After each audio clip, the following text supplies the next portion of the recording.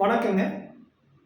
இன்றைய பதிவில் ஒரு அப்பாவுடைய ஜாதகத்தை வச்சு மகனுடைய ஜாதகத்துக்கு வரக்கூடிய பிரச்சனையும், அந்த மகனுடைய ஜாதகத்தில் அப்பாவுடைய புத்திரஸ்தானத்துக்கு தகுந்த மாதிரி மகனுடைய ஜாதகத்தில் இருக்கக்கூடிய பிரச்சனையை மட்டும் நம்ம பார்க்க போகிறோம்.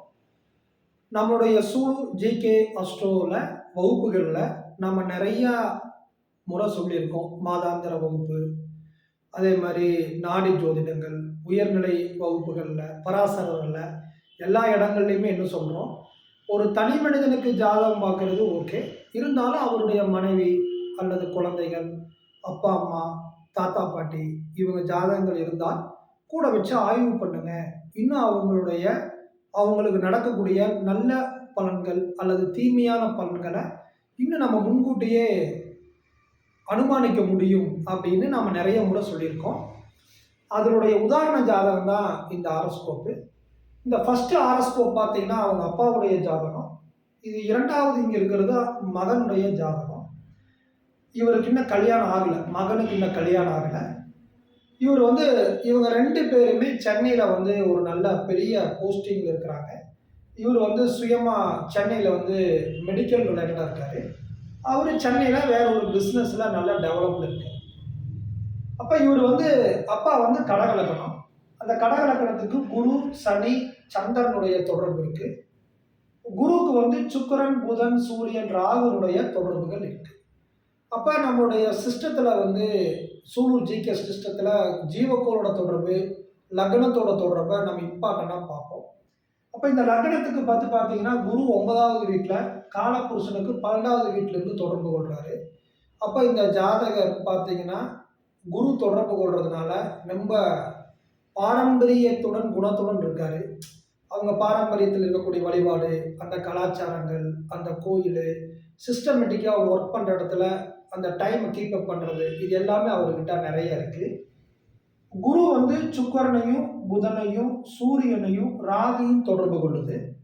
எப்பவுமே ஜீவக்கோளுக்கு குரு அல்லது சுக்கிரன், அதே மாதிரி லக்னத்துக்கு குருவுக்கு அதே மாதிரி சுக்கிரன் அல்லது சூரியன், இந்த மாதிரி தொடர்புகள் இருந்துச்சு அப்படின்னா, அல்லது 2ஆம் அதிபதி 11ஆம் அதிபதியினுடைய தொடர்புகள் இருந்துச்சு அப்படின்னா, அவங்கக்கிட்ட பணம் சீக்கிரமாக சேர்றத, நிறைய சம்பாதிக்கிறத, நிறைய சொத்துக்கள் வச்சிருக்கிறத, நிறைய பணங்கள் அவங்கக்கிட்ட இருக்கிறத நம்ம பார்க்கலாம்.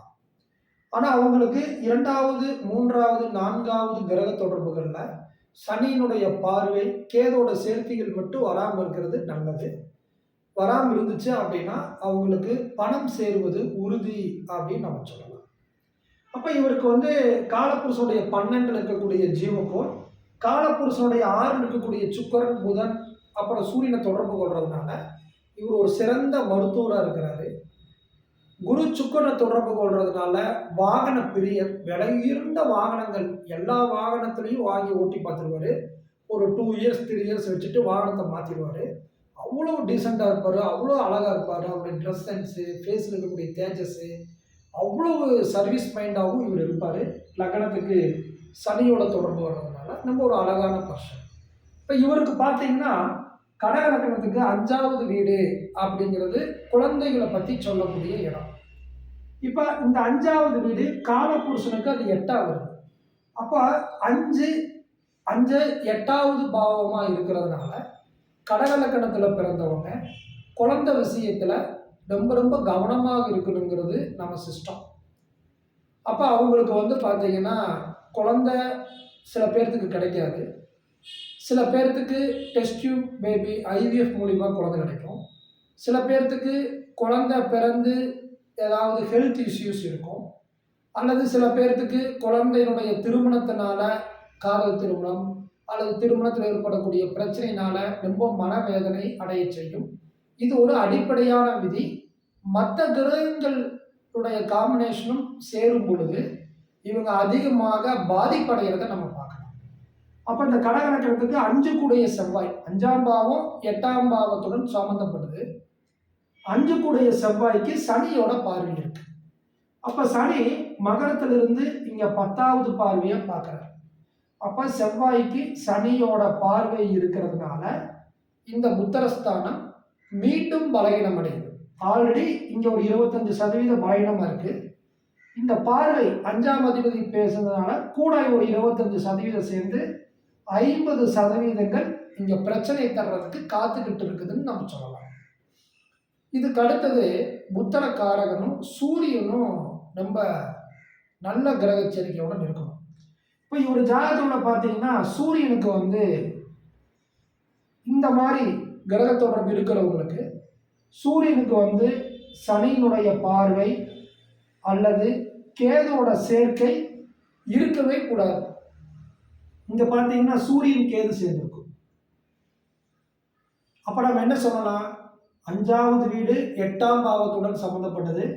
5ஆம் அதிபதிக்கு சனியோட தொடர்பு, சூரியனுக்கு கேதுவோட தொடர்பு இருக்கிறதுனால இவர் ஜாதகத்துல குழந்தைக்கு ஏதாவது ஒரு பிரச்சனை வரப்போகுது, உடல் ரீதியாகவா அல்லது ஏதாவது ஒரு லைஃப்ல பெரிய ஹெல்த்தில், நோயில், திருமணத்தில் அல்லது விபத்தில் எதில் பிரச்சனையை சந்திக்க போகிறாரு அப்படிங்கிறத நம்ம ஆய்வு பண்ணி ஆகணும் அப்படிங்கிற ஒரு தாட்டுக்குள்ளே வந்துடும். இப்போ இந்த ஜாதகத்தை பார்த்தோம்னா இது அவருடைய சன்னோட ஜாதகம். இப்போ அந்த மாதிரி ஒரு கிரக சேர்க்கை இருக்குது அப்படின்னா நம்ம முதல்ல என்ன கவனிக்கணும் அப்படின்னா, மேசம் அதாவது காலப்புருஷனுடைய 6வது வீடு கன்னி, 8வது வீடு விருச்சிகம், 12வது வீடு மீனம். இந்த இடத்துல மட்டும் அவங்களுக்கு லக்னம் இல்லாமல் இருக்கணும், அல்லது ஜீவக்கோள் இல்லாமல் இருக்கணும், அல்லது அவங்களுக்கு அந்த இடத்துல இருந்து திசைகள் நடக்காமல் இருக்கணும். இந்த மாதிரி இருந்துச்சு அப்படின்னா லக்னம் அல்லது ஜீவக்கோள் அல்லது திசாநாதன் காலப்புருஷனுடைய 6, 8, 12 இருந்துச்சு அப்படின்னா அவங்க அப்பாவுடைய ஜாதகத்தில் இருக்கக்கூடிய காம்பினேஷன் ஏதாவது இவங்களை பாதிக்க போகிறதுக்கான ஆரம்பம் அப்படிங்கிற மைண்டுக்குள்ளே நம்ம போயிடணும், சிந்தனைக்குள்ளே போயிடணும். சரிங்களா? இப்போ இவருக்கு பார்த்தீங்கன்னா விருச்சிகத்திலேயே 1ஆம் பாவம் இருக்கும், 12ஆம் பாவமும் இங்கேயே இருக்கும் பிளாஸ்டேஸ் முறையில். அப்போ இவர் விருச்சிக லக்னத்தில் இருக்கார்.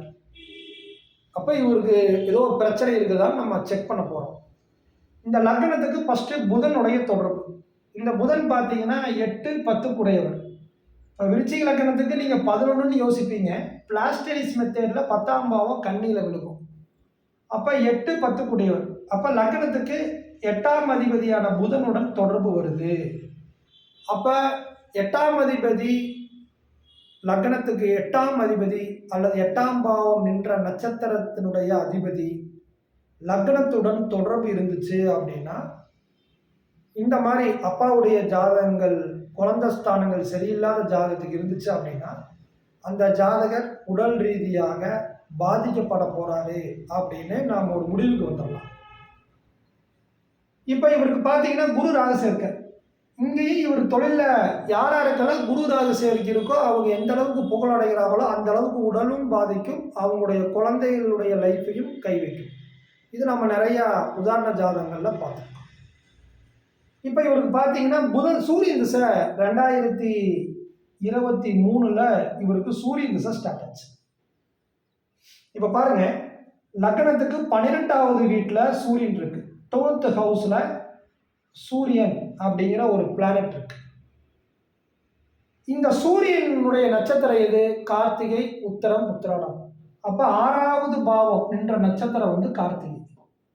அப்போ சூரியன் வந்து 12வது வீட்டில் இருக்கிறதுனால மருத்துவ செலவை காமிக்குது.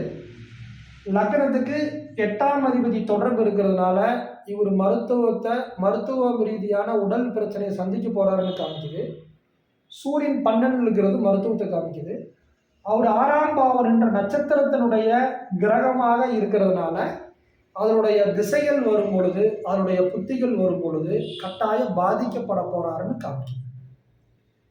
அப்போ இவர் ஜாதகத்தில் வந்து பார்த்தீங்கன்னா சூரியன் திசை ஆரம்பித்தோடனே அவருக்கு வந்து இடுப்புல இருந்து தொடை வரைக்கும் இருக்கக்கூடிய நரம்புகளில் ஒரு பெரிய பிரச்சனைகள் ஏற்பட்டு அவர் ஒரு ட்ரீட்மெண்ட்டுக்காக போய் இப்போ ரெக்கவர் ஆகிட்டு இருக்கார். ட்ரீட்மெண்ட் எடுத்து ரெக்கவர் ஆகிட்டு இருக்கார்.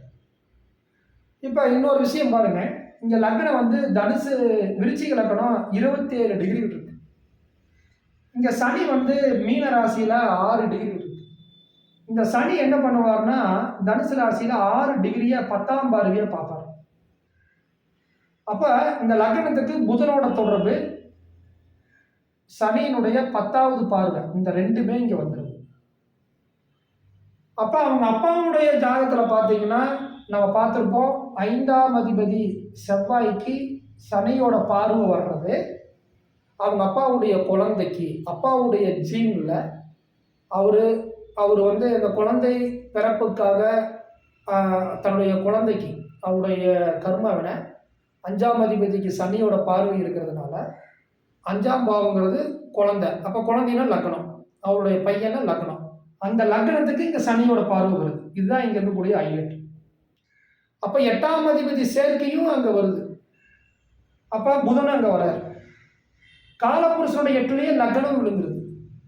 அப்ப இது எல்லாமே அவர் உடல் பாதிக்க போகுது, ஹெல்த் ரீதியா தொந்தரவு வரப்போகுது அப்படின்னு இருக்கு. சூரியன் வந்து 12வது பாவத்துல இருந்து திசை நடத்துறாரு. அவர் 6ஆம் பாவம் நின்ற நட்சத்திரத்தினுடைய அதிபதி சூரியனாக அங்க இருக்கிறதுனால அந்த திசை ஸ்டார்ட் ஆனோன்னா அவருக்கு உடல் ரீதியான பிரச்சனைகள் ஸ்டார்ட் ஆகுது. அப்ப இந்த ஜாதகத்தை பார்த்தோன்னே இந்த சூரிய திசை வந்ததுக்கு அப்புறம் உங்க பையனுக்கு ஹெல்த்ல ஏதாவது டேமேஜ் ஆச்சா, மேஜரான ஆக்சிடென்ட் ஆச்சானா, ஆக்சிடென்ட் ஆகல சார், ஹெல்த்ல இடுப்புல இருந்து தொடக்குள்ள அவருக்கு நரம்ஸ் ஏகப்பட்ட ப்ராப்ளம். இப்போ அதுக்கு ட்ரீட்மெண்ட் எடுத்து ரெக்கவர் ஆகிட்டு இருக்காரு சார். அதை கேட்கத்தான் நாங்கள் வந்தோம். இன்னும் அவருக்கு மேரேஜ் ஆகலை, இந்த சுச்சுவேஷனில் மேரேஜ் பண்ண முடியுமா அப்படின்னு கேட்டாங்க. நம்ம அதுக்கு பிரசனங்கள் போட்டு நிறைய விளக்கங்கள் சொன்னோம். இப்போ இந்த பதிவில் நம்ம என்ன தெரியுது அப்படின்னா, ஒரு அப்பாவுடைய ஆரஸ்கோப்பில் 5ஆம் பாவம் 5ஆம் அதிபதி அது காலபுருஷனுக்கு எந்த நிலையில் இருக்குது, அதே மாதிரி சூரியன் நம்ம குழந்தை அப்படின்னா குருவுக்கு தான் மெயினாக பார்ப்போம். ஆனால் சூரியனுடைய கிரக சேர்க்கைகள், அதனுடைய கிரக தொடர்புகள் அவருக்கு பிறக்கக்கூடிய குழந்தையினுடைய ஆரோக்கியங்களையும் அறிவையும் முன்னேற்றத்தையும் இண்டிகேட் பண்ணுது. நம்மளுடைய எக்ஸ்ஒய் அப்படிங்கக்கூடிய அந்த செமனுடைய ஸ்ட்ரென்த்தை, அது எந்த மாதிரியான கருமா தன்னுடைய குழந்தை ரூபத்தில் வரப்போகுது அப்படிங்கிறத சூரியனுடைய கிரக சேர்க்கைகள் தீர்மானிப்பதில் குருவை விட வேகமாக இருக்குது, குருவை விட முதன்மையாக இருக்குது அப்படிங்கிறது தான் இந்த வீடியோனுடைய இன்னொரு பதிவும் கூட, இன்னொரு 2வது சிந்தனை கூட. இந்த மாதிரியான ஜாதகங்கள் நம்ம மாதாந்திர வகுப்புகளில் இந்த மாதிரி டிஃப்ரெண்ட்டான நாடி, பராசரர், நட்சத்திரங்கள், நட்சத்திர பரிவர்த்தனை, கிரக பரிவர்த்தனைகள், கிரகன்ற நட்சத்திர பரிவர்த்தனை, 12 பாவங்கள் என்ற நட்சத்திரநாதனுடைய திசைகள், இந்த மாதிரி வித்தியாசமான கோணங்களில் மாதாந்திர வகுப்புகள் நடந்துட்டுருக்கு. இந்த வீடியோ பற்றி உங்களுடைய கருத்துக்கள் என்னங்கிறது கமெண்ட் பாக்ஸில் பதிவிடுங்க. வகுப்புகள் யாருக்காவது தேவைப்பட்டுச்சுன்னா கீழே ஒரு நம்பர் கொடுக்குறேன், அந்த நம்பருக்கு தொடர்பு கொள்ளுங்க. மாதாந்திர வகுப்பு அப்படிங்கிறது நாங்கள் பார்க்குற ஜாதகங்கள், நீங்கள் கொடுக்குற ஜாதகங்கள் ஆய்வு பண்ணுறது. 2 மாதாந்திர வகுப்புகள் முடிஞ்சிருக்கு. 3வது மாதாந்திர வகுப்பு ஜனவரி 1 வாரம் ஆரம்பிக்கிறோம். ஒரு மாதாந்திரத்துக்கு 5 வகுப்புகள் நடைபெறும்.